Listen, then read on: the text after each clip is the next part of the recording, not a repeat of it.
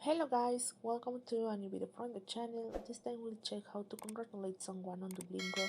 So let's start. For doing this is very easy. Just you have to go to your profile, you have to create a profile. In this case I create mine. And then you have to add friends for doing this.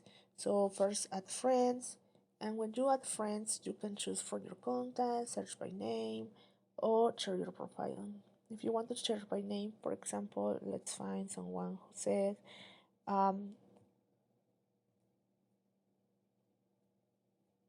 for example, and then just add the person. And when you do it, when someone finish a lesson or something on Duolingo, just press the button about congratulate, and you can congratulate people who complete lessons.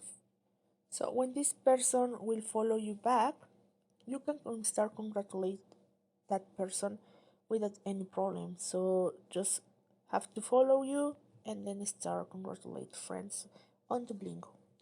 Well guys, I hope it works for you. Thank you for watching this video. Remember to subscribe and give like to this video.